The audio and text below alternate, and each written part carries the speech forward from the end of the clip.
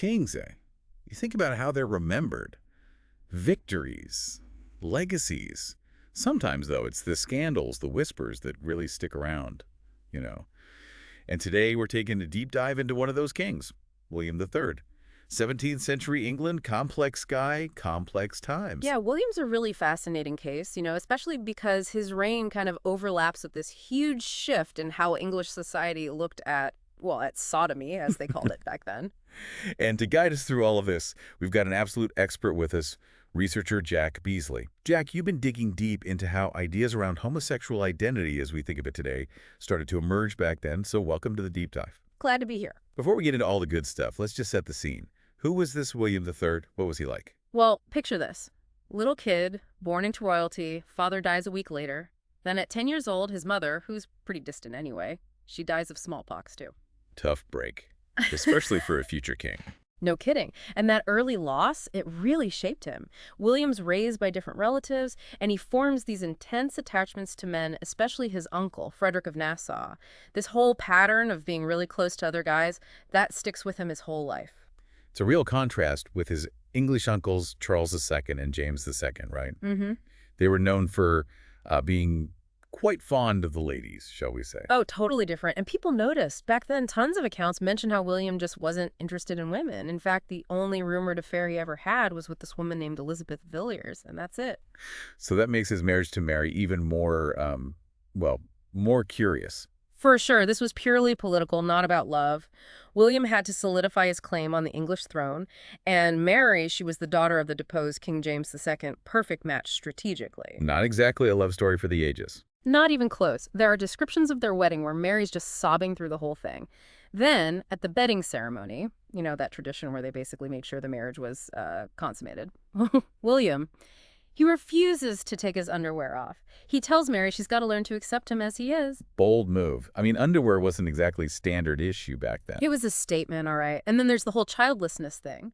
Mary, she supposedly had one miscarriage early on, but no heir after that. And that became a massive issue, personal and political. Oh, I bet the gossip at court was rampant. Oh, yeah, absolutely. William's enemies, they used it against him, whispering that his supposed preferences were why there was no heir. So this brings up a big question. We're talking 17th century here. Did homosexuality, as we understand it, even exist as a concept back then? That's a key point. They had sodomy, which was all about theology, not personal identity, not like how we see sexual orientation today. Sodomy meant any act that wasn't for making babies, whether between men or even a man and a woman. So it was a sin against God, straight from that Sodom and Gomorrah story. Exactly. And everyone thought even talking about it was bad, like it would put sinful thoughts in your head. The unspeakable sin. And this is what makes William's reign so interesting, because this is when that silence starts to break down.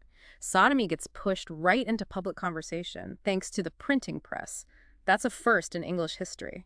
So we've got a king with all these rumors swirling, and suddenly everyone's talking about sodomy. How'd that happen? Well, you've always got satirists looking for a scandal. They saw their chance with William. Foreign born, no kids, those whispers about his male friends. Perfect way to undermine him. So they basically weaponized sodomy. What kind of things were they saying? It was all very coded, of course. Couldn't outright accuse the king. Double entendres, innuendo, that was their game. Like one satire claimed William was not qualified for his wife, but buggering of Benting doth please him to the life. Benting being William Bentinck, Earl of Portland, right? William's closest buddy, advisor. They even twisted his name to make it suggestive. Exactly. They painted William as weak under Bentinck's thumb, unfit to rule because of his favorites. Another one even called Bentinck the topping favorite at court. Wow. No subtlety there. Nope. And while most of these satires were anonymous, some guys got caught. Ralph Gray, one satirist, he got put in the stocks for making fun of William. So there were risks, but clearly they thought it was worth it. Hmm. This whole satire scene, it was big then. Not just a few guys in a back room. It was going mainstream. Satire changed in that era, not just for the elites anymore, as a whole industry, selling to a huge audience. Early tabloids, you could say. Okay, back to William and Mary. You said Mary never got blamed for them not having kids, which just made things worse for William. Why was that? It's wild when you think of other queens who couldn't produce heirs. Anne Boleyn, Catherine of Aragon, Catherine of Braganza, they all got the blame. But with Mary, different story. The satirists went out of their way to make her seem innocent, pure, which made William look even worse. So they weren't just saying he preferred men. They were saying he was a bad king, couldn't even do his basic duty. Precisely. Fed right into that anxiety about having a foreign king. Makes you think of James I, another foreign king who got accused of sodomy. Yeah, and James I, he had his favorite too, Robert Carr. And he was Scottish, so again, this idea that these were foreign vices corrupting England. Spot on, and we've got primary sources that say exactly that. John Evelyn, a diarist back then, he wrote, William is renewing the shame of James I and Buckingham, comparing William and Bentinck to James I and his favorite, the Duke of Buckingham. So they're connecting those two kings, their foreignness and their supposed unnaturalness. Yep.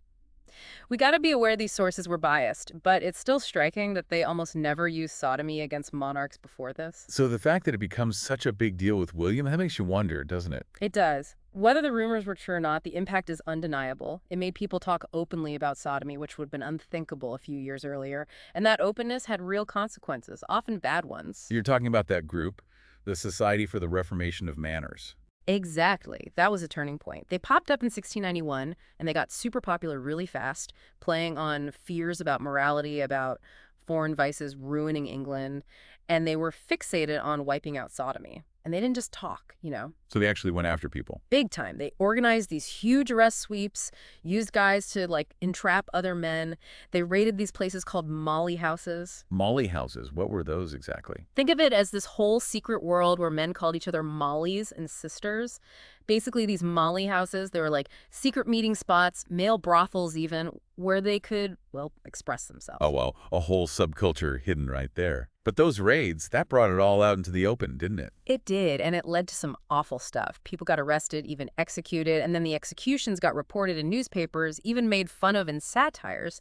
This terrible cycle of fear and persecution. A real example of how dangerous talk can be. Yeah. And didn't the Society for the Reformation of Manners try to connect their actions to what was going on with William at court? Oh, absolutely. They saw themselves as the saviors of England, rescuing the country from this wave of immorality coming from the top down.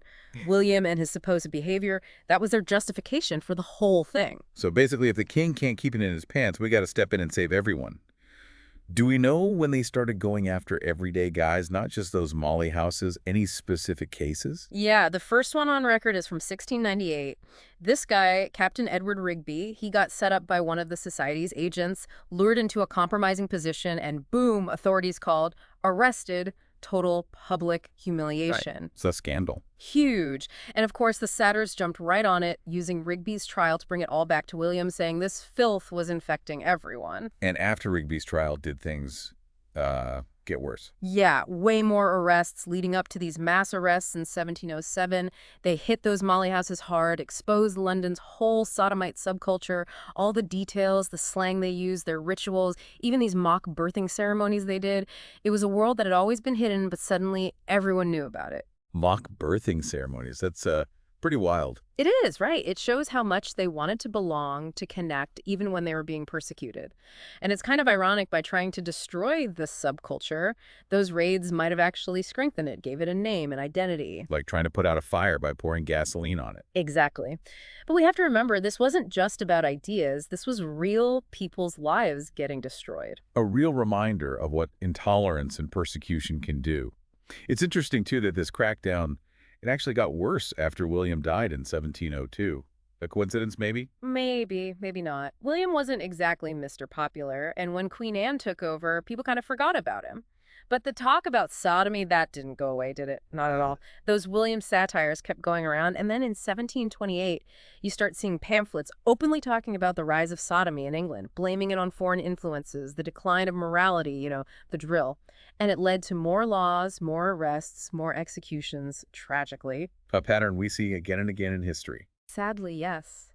And it reminds us to be careful, to question what we hear, and to stand up against anyone trying to divide us. For sure. So, bringing it back to Jack and his research, he's been looking at how this time period marks the beginning of a homosexual identity. Jack, how does this change how we usually think about sexuality in history? Well, for a long time, people thought that homosexual identity as we know it, it didn't exist before the 19th century. But what my work is showing, along with other historians, is that it's more complicated than that. If you look closely at the primary sources, you see that people were starting to see Sodomites as more than just sinners. They were a separate group, different from normal men. Because it wasn't just what they did, it was about who they were. Exactly. You see it in the language of satires, court records, early newspapers. They call these men a different kind of being, such men, creating this idea of otherness. And it's no accident that this shift happens during such a crazy time. The Glorious Revolution, William's reign, the printing press going wild, it all came together to create a space for new ideas to take hold. It's amazing how everything connects, right? The king's personal life, all the political drama, and then the printing press spreading the word. It all leads to this big conversation that would last for centuries. It really shows how powerful language is, how we see things, and how history can have these weird, unexpected twists. Makes you think, if accusations about a king's private life could change society that much, how much of history is shaped by stories, not necessarily the truth? Makes you think, doesn't it? All this gossip about a king's private life, and it ends up changing the whole country. The power of stories, even if they're not true, it's crazy. Yeah, no doubt. And it shows you who really holds the power, the people telling the story. They shape how we see ourselves, how we see other people. You said it. Well, Jack, this deep dive has been a real eye-opener, no kidding. And for our listener, it really raises a question. If just accusing a king of sodomy could be enough to weaken him, what does that tell us about how strong words and perceptions can be, even when, maybe, they're not even true? It's something to think about, that's for sure. It reminds us to really think critically, you know? Look deeper, consider different points of view before we make up our minds. Couldn't agree more. Jack, it's been a real pleasure having you on the deep dive. Your insights have been fantastic. Happy to be here, really enjoyed it. And for our listener, if you found this whole journey into William III's reign and how ideas about sexuality were changing in 17th century England fascinating, make sure you subscribe.